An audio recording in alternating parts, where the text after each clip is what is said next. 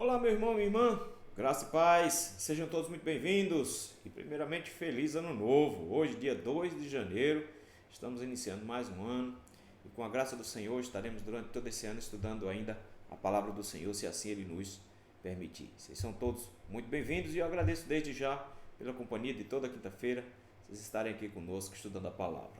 Nós vamos orar nesse momento, pedindo ao Senhor a sua condução para que Ele nos dê graça.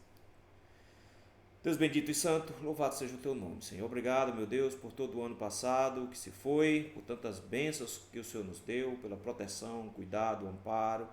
Em todo momento o Senhor esteve ao nosso lado, nos dando, Senhor, graça e misericórdia. Te rogamos, meu Deus, que o Senhor nos ajude agora, nesse ano que inicia-se, para que mantenhamos os nossos corações firmes no Senhor, andando nos caminhos do Senhor, sendo fortalecidos pela tua mão, Senhor. Ampara-nos, protege-nos, guia-nos, meu Pai. É assim que nós te rogamos, no nome santo de Cristo Jesus. Amém. Queridos, nós vamos abrir as nossas Bíblias no livro de Atos dos Apóstolos, capítulo de número 19. Atos dos Apóstolos, capítulo de número 19. Nós faremos a leitura do versículo de número 11 ao versículo de número 20. Atos 19, de 11 a 20. Nos diz assim a palavra do Senhor. E Deus, pelas mãos de Paulo, fazia milagres extraordinários, a ponto de levarem os enfermos lenços e aventais do seu uso pessoal, diante dos quais as enfermidades fugiam de suas vítimas e os espíritos malignos se retiravam.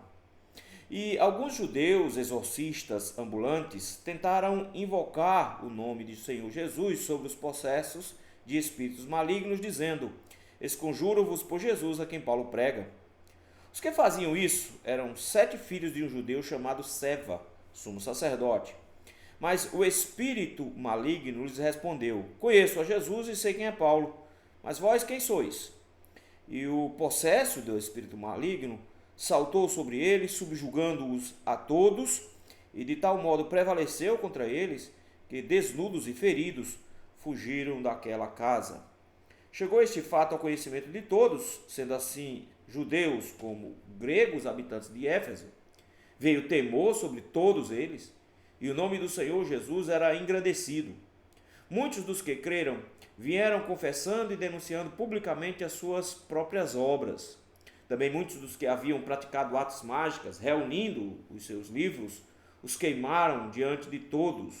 Calculados os seus preços, achou-se que montavam a 50.000 denários. Assim, a palavra do Senhor crescia e prevalecia poderosamente. Irmãos, quando nós pensamos no trabalho do Senhor, na obra do Senhor, às vezes nós somos tentados a pensar que nós a realizamos. Às vezes nós achamos que nós é que fazemos o trabalho do Senhor. Mas, na verdade, meus irmãos, seria a mesma coisa que uma ferramenta achar que produziu alguma coisa. Seria umas chaves de boca, de fenda, achando que produziram um automóvel, uma colher de pedreiro achando que construiu uma casa. Na verdade, meus irmãos, a obra do Senhor é o próprio Senhor quem a produz.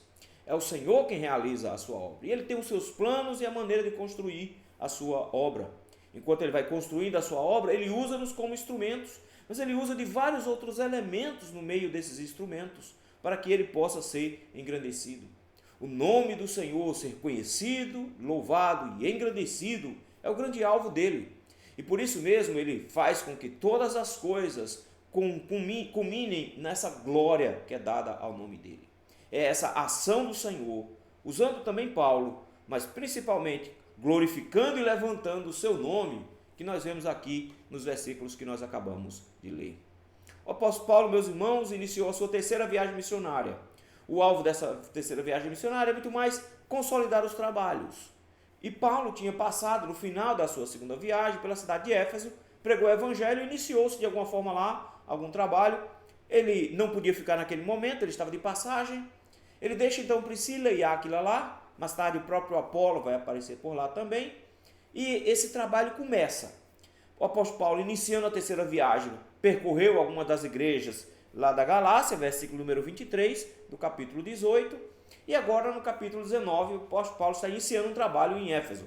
Ele ficou pelo menos uns 3 anos, lá próximo de 3 anos, lá na cidade de Éfeso, pregando o evangelho. Inicialmente nós vimos na semana passada que Paulo pregou o evangelho nas sinagogas e por alguns meses ele trabalhou naquelas sinagogas, mas acontece que iniciou-se uma espécie de perseguição, onde um grupo estava se levantando contra Paulo, e nós vimos que Paulo mostrou muita sabedoria missionária quando ele viu que tem momentos onde a pregação do evangelho não faz mais sentido para determinadas pessoas, porque se torna aquilo que Jesus tinha dito, de dar o que é santo aos cães, e por isso mesmo Paulo para de pregar na sinagoga e passa então a pregar numa escola de um homem chamado Tirano. Paulo se utiliza da parte da tarde e por algum tempo Paulo prega ali naquela escola e faz muitos discípulos, e a partir daqui o evangelho se espalha para toda aquela região. A partir do versículo número 11, nós temos agora a continuação dessa história. Depois de nos ser dito que a palavra do Senhor era pregada, versículo número 10, que a palavra do Senhor era pregada por 2 anos, tanto para judeus como para gregos, agora nós vamos ver, meus irmãos, os resultados disso, de como Deus já está conduzindo o trabalho na cidade de Éfeso. A cidade de Éfeso vai se tornar um dos polos da igreja cristã naquela região. De tal maneira que ela é importantíssima, tanto no que diz respeito à produção de documentos do Novo Testamento. Paulo escreve cartas a Corinto a partir daqui. Paulo depois escreve carta para a própria igreja de Éfeso. João escreve cartas aqui dessa igreja também. Então nós temos muito material sendo produzido a partir dessa cidade. O evangelho se espalhou por toda aquela região a partir da cidade de Éfeso. Nós vemos as igrejas de Apocalipse que são fundadas a partir dessa igreja aqui. Nesse sentido, meus irmãos, o evangelho vai se proclamar e se espalhar, se expandir por toda aquela região. Mas agora Lucas vai nos mostrar como isso se sucedeu. Como o Senhor Jesus foi exaltado dentro dessa cidade. Como o Senhor produziu uma igreja. E exatamente esse elemento aqui. É Deus levantando o seu próprio nome para a glória do seu próprio nome, sendo conhecido e reverenciado por todos. Nesse processo de que Deus vai fazendo isso, nós vamos ver que existe uma espécie de confrontação com as obras malignas, as obras de Satanás o tempo todo.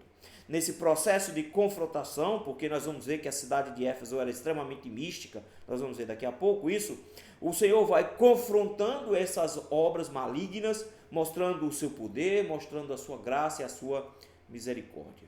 Que bom, meus irmãos, é vermos o Senhor realizando a sua obra. E é isso que eu gostaria de ver com os irmãos hoje.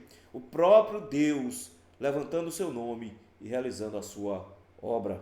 Ele faz isso, meus irmãos, de 3 maneiras. Primeiramente, versículos de número 11 e 12. Deus operou milagres extraordinários.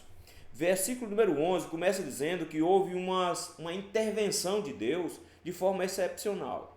Alguns comentaristas enxergam isso aqui como sendo uma culminação óbvia do que aconteceu no início do capítulo 19, que foi o derramamento do Espírito sobre o último grupo que faltava para receber essa confirmação da união da igreja.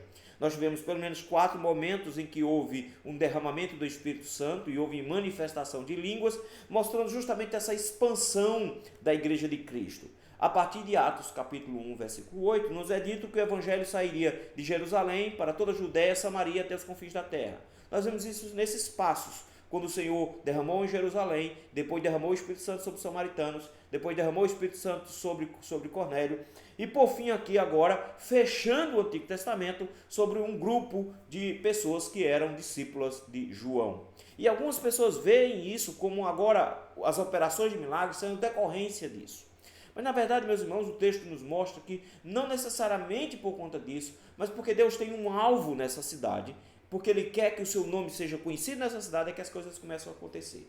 É por isso que quem está operando milagres não é Paulo, quem está operando milagres é Deus. Versículo número 11 diz que Deus, pelas mãos de Paulo, fazia milagres extraordinários. 2 coisas aqui. Primeiro, quem faz os milagres é Deus. Não são as pessoas, meus irmãos. Precisamos parar de achar que pessoas possuem poderes, que pastores possuem poderes especiais e dons especiais para fazer milagre. Na verdade, a Bíblia não nos mostra isso. Ela nos mostra, na verdade, um Deus que opera por meio das pessoas. A glória nunca é para o pastor, nunca é para o apóstolo, nunca é para ninguém. A glória é somente para o Senhor. É Ele que opera milagres. Em segundo lugar, o tipo de milagre. O texto diz milagres extraordinários. É especial isso, porque Lucas faz questão de mostrar que não era uma coisa simplesmente comum, ou até alguns milagres um pouco menos espetaculares. Aqui eram milagres que o próprio Lucas faz questão de dizer que eram especiais. Eram especiais, meus irmãos, pelo tamanho da demonstração de poder que o Senhor está exercendo. Como é que o Senhor está demonstrando esse poder? Versículo número 12. Lucas mostra como era que eles eram extraordinários. A ação do Senhor, meus irmãos, em realizar milagres, é quando ele deixa de agir de forma natural, quebrando as próprias regras naturais que ele estabeleceu e agindo de forma sobrenatural. E aqui no versículo número 12, nós temos isso explanado de forma excepcional. O texto diz que a ponto que, está vendo que ele está mostrando como esses milagres que estão acontecendo aqui são completamente fora da curva? Ele está dizendo que Deus realiza milagres, mas o que estava acontecendo aqui era completamente extra, fora dos milagres. Se existe um jeito de dizer que existem os milagres comuns, porque milagre nunca é comum, ele diz isso aqui estava saindo da curva, estava muito longe do que simplesmente ser milagres. Por isso que eram extraordinários. Qual era o extremo que estava acontecendo? O versículo número 12 diz que as pessoas estavam levando aos enfermos lenços e aventais de uso pessoal de Paulo. Isso aqui, meus irmãos, é interessantíssimo, porque o Senhor vai operar os milagres de várias maneiras. E isso é especial porque isso remonta ao evento lá dos evangelhos. Quando uma mulher com fluxo de sangue pensou, se eu somente tocar a orla de suas vestes, eu serei curada. E ela tocou na roupa de Jesus e foi curada. E Jesus disse que sentiu sair dele poder. O poder não está em Paulo ou nas coisas de Paulo, mas o texto nos mostra que a ação de Deus neles era tão forte que funciona do mesmo jeito como funcionou com Jesus. A própria fé das pessoas, da pessoa ao tocar na orla da roupa de Jesus, ela já foi curada. O texto já nos mostrou uma coisa parecida. No capítulo 5 de Atos, no versículo 15, nos diz que Pedro, quando passava, a sombra de Pedro passando por cima das pessoas, as pessoas já eram curadas. Mas aqui o texto nos diz que eles pegavam pertences pessoais de Paulo, em especial lenços e aventais. Eram roupas, panos que Paulo usava no seu trabalho. Lembre-se, Paulo trabalhava pesado, ele trabalhava braçal, e ele usava esses aventais e eles então pegavam esses aventais, esses lenços que Paulo usava, e levavam para os enfermos. E o texto nos diz que diante dos quais, primeiro, as enfermidades fugiam de suas vítimas. Em segundo lugar, os espíritos malignos se retiravam. Deixa-me colocar duas coisas aqui. Em primeiro lugar, não é Paulo que está distribuindo essas coisas. Paulo não está dizendo, eu não posso ir, pega um lencinho aqui e leva. Em primeiro lugar, não é Paulo que está distribuindo.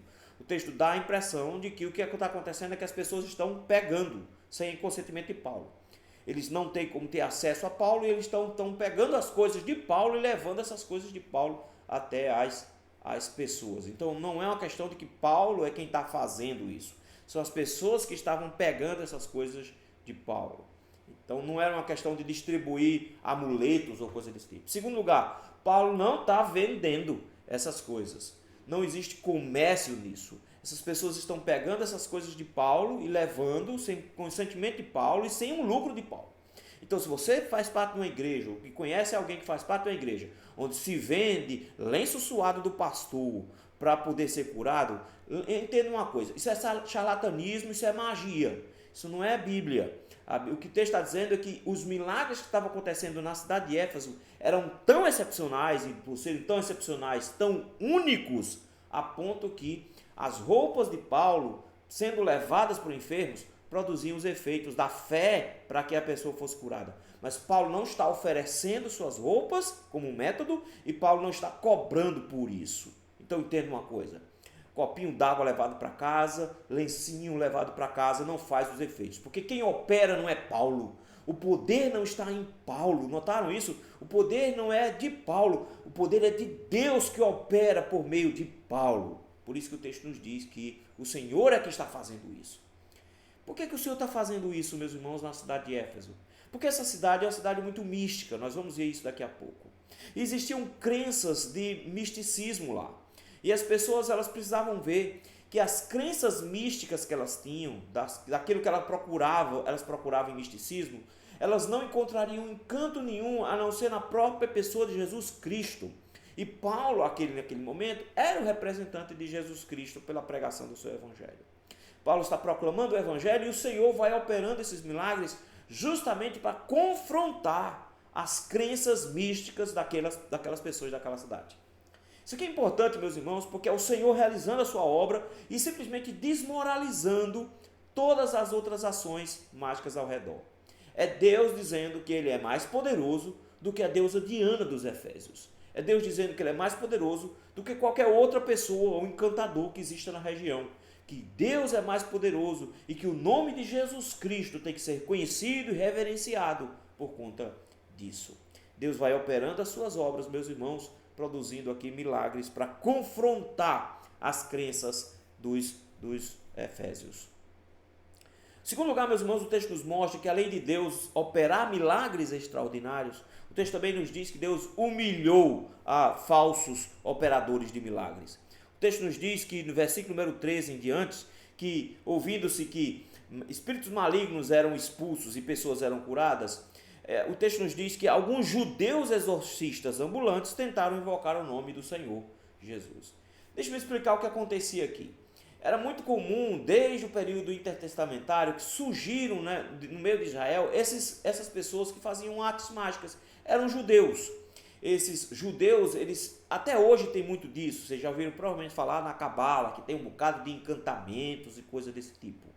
Então, os judeus como um todo, eles também são místicos. Eu sei que a gente não costuma pensar nisso, mas existe um misticismo, existe uma ala do judaísmo extremamente mística, que faz amuletos, escapulários e coisas desse tipo. Inclusive, muitas igrejas evangélicas pegam esses métodos místicos dos judeus, de encantamentos, de magias, para aplicar justamente em suas igrejas. Para vocês verem que o misticismo e as magias não estão restritos ali a só os judeus. Mas aqui havia. E esses homens, meus irmãos, eles saíam por aí fazendo, entre aspas, esses milagres extraordinários e ganhavam dinheiro com isso. Por isso que o texto nos diz, em primeiro lugar, que eles eram exorcistas. Eles eram especializados em fazer esse tipo de ações. Inclusive, Flávio José, que é um historiador judeu, ele vai falar de um exorcismo que aconteceu em frente a um imperador, justamente produzido por um desses homens aqui, um desses encantadores aqui. E o texto nos diz que eles eram ambulantes justamente porque eles saíam de lugares em lugares nessa tentativa de ganhar dinheiro. Então, eles iam fazer esses shows e depois eles iam para outro lugar para ganhar dinheiro. E o que eles faziam, meus irmãos? Eles usavam métodos de magia, como todo tipo de encantamento que você já conhece. Eles usavam nomes mágicos, palavras mágicas, rezas, e para tentar produzir os efeitos que eles pensavam que podiam produzir. E aí vinha a ideia dos endemoniados, eles usavam fórmulas mágicas. O que acontece aqui, meus irmãos, é que eles viram o apóstolo Paulo fazendo isso. Eles viram o apóstolo Paulo, e o texto acabou de dizer que lenços e aventais de Paulo expulsavam demônios. Eles então faziam o seguinte: toda vez que eles encontravam, claro que quando eles usavam essas artes mágicas e esses encantamentos, vez ou outra não funcionava mesmo. Então eles ficavam tentando sempre encontrar novos métodos, novas palavras mágicas mais poderosas, encantamentos mais poderosos, métodos mais poderosos para produzir esses milagres. Vendo Paulo fazer isso em nome de Jesus, o que é que eles pensaram? Dizer em nome de Jesus pode ser uma dessas palavras mágicas que nós podemos usar. Cuidado, porque muitas vezes os crentes acham que em nome de Jesus é uma palavra mágica. Que toda vez que você disser em nome de Jesus, as coisas vão funcionar. Mas o texto nos mostra que o negócio não é bem assim. Porque é Deus que precisa operar. E no caso aqui, meus irmãos, o texto nos mostra que Deus não opera por meio de ímpios. A ação do Senhor não se dá por meio de ímpios. Porque o texto nos diz que eles eram exorcistas, ambulantes, e tentaram invocar o nome do seu Jesus sob possessos de espíritos. Mas notem uma coisa interessante aqui. Lucas faz questão de registrar quais eram as palavras mágicas que eles usavam. E eles usavam a seguinte reza: esconjuro-vos por Jesus a quem Paulo prega. Isso aqui é importante, meus irmãos, porque eles entendem que há poder no nome de Jesus, porque assim era que Paulo trabalhava. Mas eles não creem em Jesus. Note, eles não falam de si mesmos. O texto nos diz que eles dizem que a quem Paulo prega. Então, eles sabem que Paulo crê e eles acham que isso é uma fórmula mágica que pode funcionar. A Bíblia fala, meus irmãos, em pessoas expulsando demônios, mas são crentes. Quando o Senhor Jesus enviou os 70, eles criam para expulsar demônios. Mas esses judeus aqui não creem em Jesus. O que eles queriam, na verdade, era uma fórmula mágica para ganhar dinheiro. E eles acharam que, usando o nome de Jesus, conseguiriam o poder necessário para expulsar demônios. Porque eles viram que o que Paulo fazia era de verdade, não era um fingimento. E eles acharam que podia usar isso. O texto nos diz que quem fazia isso eram 7 homens, versículo número 14. Eles eram filhos de um judeu chamado Cefa, sumo sacerdote. Na verdade, meus irmãos, nós não temos nenhuma informação sobre um sumo sacerdote chamado Cefa, e que por isso mesmo a gente leva-nos a entender, e isso era uma prática comum entre eles, de se darem títulos. Eles provavelmente eram levitas, é bem verdade, mas eles se chamavam de sumo sacerdote para ganhar mais autoridade. Mas o sumo sacerdote está lá em Jerusalém. Não existe nenhum relato desse Seva como sendo um sumo sacerdote, então provavelmente ele tinha se intitulado sumo sacerdote justamente para fazer esse tipo de magia e as pessoas acreditarem mais. Porque eles se apresentavam como super espirituais, como detentores do poder divino e iam fazer essas obras. Como eles não conseguiam fazer de outro jeito, tentaram usar o nome de Jesus para fazer isso. Você pode pensar assim, mas Jesus já autorizou alguém a fazer isso. Porque certa vez os discípulos chegaram até Jesus e reclamaram de alguém que estava fazendo justamente isso. De alguém que estava expulsando demônios e curando em nome de Jesus. E Jesus, ao invés de recriminar essa pessoa, Jesus autorizou essa pessoa, dizendo que ele estava fazendo a obra do Senhor e não interessava quem estava fazendo. A diferença é que lá, essa pessoa que estava fazendo isso, cria em Jesus. Ela realmente cria em Jesus. E por crer em Jesus, ele podia fazer as obras que Jesus estava fazendo. Aqui não.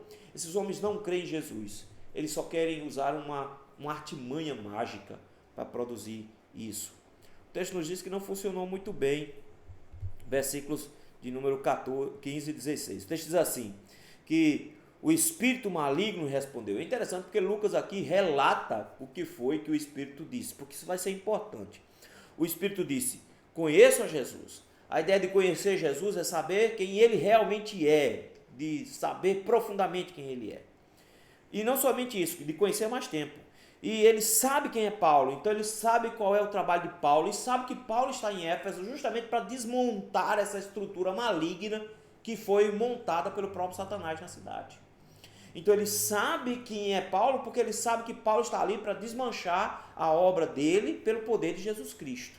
Então ele diz, eu sei quem é Jesus, eu sei quem é Paulo, mas não tenho a menor ideia quem são vocês. Versículo 15 é um desdém. Ele está desdenhando desses 7 homens que vieram lá achando que se dissessem uma palavra mágica em nome de Jesus, as coisas funcionavam. Ele está dizendo, eu sei quem é Jesus, eu sei o poder dele, eu reverencio, eu sei quem é Paulo, eu sei que ele é um agente de Deus nessa cidade, mas eu não sei quem são vocês. Eles não são filhos de Deus, eles não são servos do Senhor. E aí a decepção foi tremenda, porque o texto diz, versículo 16, que o espírito o processo do espírito maligno, saltou sobre eles, e a ideia de que ele avançou com força, subjugando a todos. Provavelmente estavam os 7 aqui e apanhou todo mundo. A ideia aqui é de que não foi uma surra pequena, foi uma surra grande, a ponto que o texto diz que de tal modo prevaleceu contra eles, de que saíram desnudos e feridos. A palavra feridos aqui traz a ideia de que eles não é que eles ficaram machucadinhos não, que foi machucado feio mesmo, e que eles ficaram vários dias para se recuperar, levaram um tempo para se recuperar. Então não foi sair um com o olho roxo, é possível que eles tenham saído com machucados graves, é possível que eles tenham saído com ossos quebrados e coisas desse tipo. Foi realmente uma baita de uma surra. Isso mostra, meus irmãos, que a possessão era real. Possessão real, meus irmãos, a pessoa tem conhecimento que naturalmente ela não teria, ela possui força que no geral ela não teria. É tanto que esse camarada sozinho aqui deu uma surra em 7 homens e manteve esses 7 homens aqui bem machucados por um tempo. A ideia, meus irmãos, é que o Senhor estava desmascarando esses homens que estavam tentando se utilizar do evangelho para manter a cidade de Éfeso debaixo do misticismo. E o Senhor está rompendo esses laços do misticismo com o evangelho. Para isso, não é só o milagre para confirmar que Deus é mais poderoso que os deuses de Éfeso, mas também para desmascarar esses falsos mestres desmascarar esses místicos, esses mágicos, mostrando que o poder não está em arte mágica, que Paulo não é um mágico, mas que Jesus Cristo é quem opera o milagre. É tanto que no versículo 17 diz que a partir de agora isso fez uma mudança geral. Como foi que Jesus teve o seu nome levantado? Como foi que Deus levantou e glorificou o seu nome na cidade de Éfeso? Primeiro, operando milagres extraordinários. Deus, em seguida, humilhou os falsos operadores de milagres. E, por último, Deus operou mudança por meio de conversão. Agora nós chegamos, meus irmãos, ao alvo desse texto. O texto nos diz que chegou este fato. Que fato? Os 7 homens tendo apanhado do espírito maligno e as próprias palavras do espírito maligno que reconhecia a autoridade de Jesus, que reconhecia Paulo como representante, mas que não aceitava nenhum tipo de imposição por parte de qualquer pessoa que tentasse usar de arte mágica para com ele. Isso aqui foi, na verdade, uma grande humilhação para os mágicos, uma grande humilhação para esses místicos. O texto diz que chegou, então, ao conhecimento deles, de que eles foram, de todos que esses homens foram humilhados. Lucas faz questão de dizer que chegou ao conhecimento tanto de judeus como de gregos. Então, os judeus souberam porque esses homens eram judeus, e quem apanhou foram judeus, mas os gregos ficaram sabendo disso também, e os gregos tinham muito interesse nesse sentido, porque a cidade como um todo era envolvida nessas artes mágicas, e aí, meus irmãos, vem o grande efeito do que estava acontecendo até agora. Os milagres extraordinários que Deus estava operando por meio de Paulo, e a humilhação desses falsos mestres, desses falsos pregadores, aqui por meio dessa ação do próprio Satanás. O texto nos mostra, meus irmãos, que tudo isso culminou para a glória de Deus.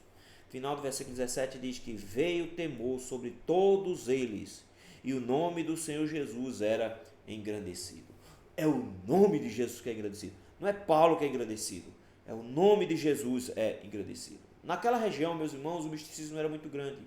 E agora, meus queridos, ficou provado que nesse embate que está sendo travado aqui no campo missionário, Deus simplesmente humilhou a todos os outros. Ele mostrou que ele tem poder superior a qualquer mágico, e que qualquer mágico que tente se utilizar achando que o evangelho é somente mais uma arte mágica vai ser humilhado, porque isso está restrito somente àqueles que creem no evangelho do Senhor Jesus Cristo. Isso produziu conversões. Versículo número 18 diz que uma vez que todas essas pessoas tiveram temor, elas ficaram apavoradas mesmo por ver o tamanho do poder que Deus estava manifestando, muitos dos que creram vieram confessando e denunciando publicamente as suas próprias obras. Nós temos um processo agora de avivamento onde nós temos uma confissão pública. Muitas pessoas que estavam já frequentando a igreja, que já tinham se convertido, eles provavelmente ainda tinham em seus corações crenças e práticas mágicas. Isso não é difícil para nós pensarmos nisso, meus irmãos. Você pode pensar assim, mas se um crente não faz isso, fazem. Nós tivemos agora 2 dias atrás a virada de ano. E é impressionante como os crentes acham que se vestirem em branco vão ter paz. Quando na verdade, meus irmãos, esse uso de cores, do branco, do amarelo, do vermelho, o vermelho para trazer amor. Não, o vermelho na verdade é uma referência a Pombagira, lá das religiões afros. O branco para trazer paz,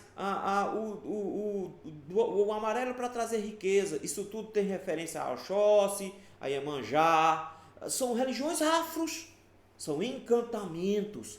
Irmãos, isso é feitiçaria.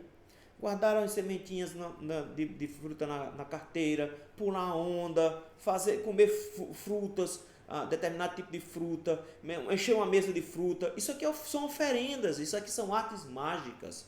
Quando chega o São João, fia a faca em bananeira, pular fogueira. E isso tudo, meus irmãos, são artes mágicas. E impressionante que às vezes os crentes praticam. E os irmãos que tinham se convertido, eles descobriram que aquilo tudo era inútil. O texto fala então que aqueles que creram, quem se converteu agora, estava vindo e confessando e denunciando publicamente as suas obras. Eles estavam confessando que tinham praticado pecado. Notem, meus queridos, que essas coisas de crer que branco vai trazer paz, que amarelo vai trazer dinheiro, essas crenças, na verdade, devem ser confessadas. Não é uma questão, meus irmãos, de simplesmente achar que não é bobagem, é para ser confessado. Notou que o texto está dizendo que é pecado? e eles denunciavam-se publicamente as suas próprias obras. Eles se denunciavam, eles confessavam diante das pessoas que eles estavam fazendo errado. É impressionante ver de como feitiçarias eram coisas erradas. Naquela região, meus irmãos, muita gente praticava esse tipo de coisa. Eles praticavam artes mágicas, adivinhações, consulta a mortos, exorcismos, encantamentos, tinham produção de arte mágica, leitura de astros, coisas desse tipo. Isso tudo eles faziam. E essa igreja nasceu numa cidade que era assim, era uma cidade mística. Hoje nós diríamos, é uma salvador da vida. Mas, meus irmãos, o texto nos diz que esses irmãos aqui abriram mão de tudo isso quando eles viram que Jesus é o nome que tem poder, que Jesus é real e que todos esses encantamentos são distrações de Satanás, são ações de Satanás para enganar as pessoas. Nesse ponto, então, o texto nos diz que eles abriram mão.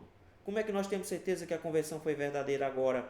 Versículo 19 diz que muitos dos que haviam praticado artes mágicas, esses encantamentos e coisas desse tipo, reunindo os seus livros, queimaram diante de todos. Eles fizeram uma grande fogueira com esses livros e pergaminhos. Em primeiro lugar, isso era muito caro. O texto vai dizer que o preço, mais ou menos, dava 50 mil denários. Nós não sabemos ao certo quanto custa hoje 50 mil denários, porque nesse momento havia pelo menos algumas moedas, 3 moedas mais ou menos, que tinham esse mesmo nome com valores diferentes. Nós não sabemos calcular ao certo quanto era. Mas para Lucas ter registrado, provavelmente era um valor muito alto, era muito dinheiro. Essas pessoas estavam agora dispostas a abrir mão de todo o dinheiro que elas tinham investido nesses livros de encantamento, livros de feitiçaria que ensinava mandinga. O texto nos diz que eles vieram e queimaram tudo. Queimaram tudo. Eles não queriam mais nada com isso, porque eles encontraram um nome que está acima de todo nome. Eles encontraram a Cristo. Eles mostraram que estavam convertidos. Eles abandonaram essas mandigas para trás. Por isso que o versículo 20 termina dizendo: assim a palavra do Senhor crescia. Quando Lucas diz que a palavra do Senhor crescia, é que a pregação do evangelho aumentava e muitas pessoas iam crendo. E a própria igreja crescendo. Vejam, não é os milagres que vão crescendo, tá vendo? Porque o importante é que a igreja cresce não pelos milagres. Os milagres vinham aqui como uma confrontação, mas a palavra de Deus era que prevalecia. Era a pregação do evangelho que produzia conversão. Milagres não produzem conversão.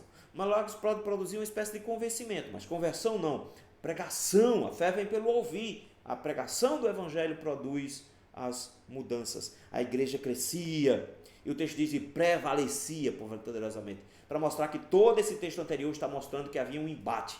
Prevalecer é quem estava vencendo era a igreja. A igreja estava vencendo sobre as obras de Satanás, porque Deus estava produzindo essa obra.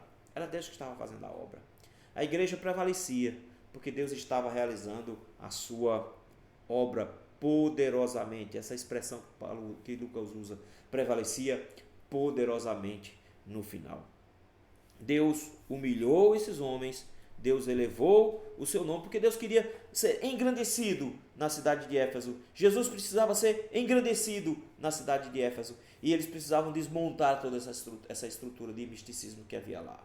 Era uma estrutura pesada, desde Nero, lá na metade do primeiro século, aqui nesse período aqui, mandou construir uma escola de artes mágicas aqui. A própria deusa Diana era conhecida por ser uma deusa que usava de artes mágicas. O Senhor vem e desmoraliza todo mundo, dizendo: não, é o Senhor quem é o Deus poderoso, e vocês precisam crer em Jesus, porque Ele é quem faz toda a diferença. O Senhor está produzindo, meus irmãos, a sua obra, e Ele faz isso do jeito que Ele quer. Às vezes Ele faz de forma extraordinária, às vezes demora-se anos, como é o caso de Adoniran Judson, que passou, meus irmãos, 10 anos pregando em Mianmar e ninguém se converteu. Ninguém se converteu. Depois de 12 anos, o Senhor produziu efeitos que até hoje, mesmo sendo um dos países mais fechados do mundo, até hoje as conversões são resultado da evangelização dele lá atrás, porque não entra missionário lá. Os irmãos precisam entender de que Deus é quem realiza a sua obra, é Deus quem vai produzindo a sua obra. Isso nos traz, meus irmãos, pelo menos uma grande lição, que quem tem que ser glorificado é o Senhor. Nesse sentido, em primeiro lugar, paremos de dar aos homens a glória, de achar que os homens têm poder e buscar nesses homens os milagres que você às vezes espera receber. É Deus quem realiza a sua obra. E se Deus tiver de operar milagres, é Ele quem decide operar. Não busque em homens essa operação de milagres, porque na verdade isso é uma ação contrária ao Evangelho do Senhor. É Satanás quem opera pelo engano para manter pessoas debaixo do seu poder. Ele finge milagres, finge poderes que ele não possui, justamente para manter essas pessoas debaixo do seu poder. O texto nos mostra, meus irmãos, que nós precisamos urgentemente entender que é Jesus que está realizando a sua obra, que a glória não está nos homens, que a glória não está nos pregadores, a glória não está nas pessoas, a glória está somente em Cristo. E é Ele que está produzindo o seu trabalho. Que nós, meus queridos, somos instrumentos, como Paulo foi instrumento aqui, mas que no final das contas foi Jesus que foi glorificado e a igreja cresceu por causa da ação de Cristo, não de Paulo. Não de Paulo. Enquanto Paulo está num canto, o Senhor está humilhando falsos mestres, no outro, sem a presença de Paulo. O Senhor está despertando temor, sim, sem a ação de Paulo. É o Senhor que está produzindo a sua obra. Quando você for fazer um trabalho para o Senhor, realizar a obra do Senhor, pregar o Evangelho, lembre-se disso. Lembre-se disso. Não ache que é pela sua competência. Ah, mas eu não tenho competência, eu não tenho estudo, não tenho nada. Não está na nossa mão, meus irmãos. Lembre-se, o Senhor nos chamou para sermos instrumentos, para realizarmos a obra do Senhor. Por isso, vamos realizar a obra do Senhor, glorificar o nome do Senhor, para que Ele realize a obra sozinho. Para que nós sejamos instrumentos somente usados, mas que a glória venha para o nome dEle. Vamos orar? Obrigado, Senhor, por nos lembrar de que a obra é Tua e é o Senhor quem realiza. Obrigado por nos mostrar o grande privilégio que é podermos fazer parte dessa obra. Desperta-nos ao Senhor nesse ano que se inicia, para que venhamos ao Senhor justamente a mover os nossos corações para glorificarmos o Teu nome. Nós te rogamos isso no nome santo de Jesus Cristo. Amém. Muito obrigado, meus irmãos, pela companhia. Deus abençoe cada um de vocês. Lembrando aos irmãos que são aqui de Recife, todo domingo às 9h30 da manhã e às 6 horas da noite, nós temos culto na Igreja Presbiteriana do Largo da Paz, ali na rua Motocolombó, um pouquinho antes da ponte Motocolombó, depois da Praça do Largo da Paz. Você é nosso convidado a estar conosco todos os domingos ali presencialmente. Toda terça-feira nós temos reunião de oração e toda quinta nós estamos aqui estudando a palavra do Senhor.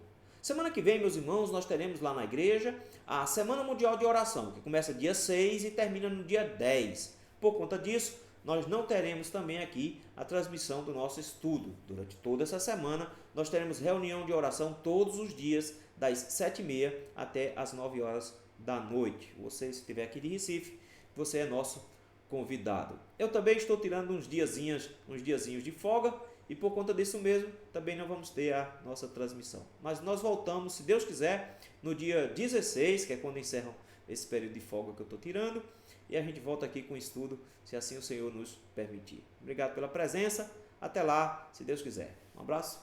Tchau, tchau.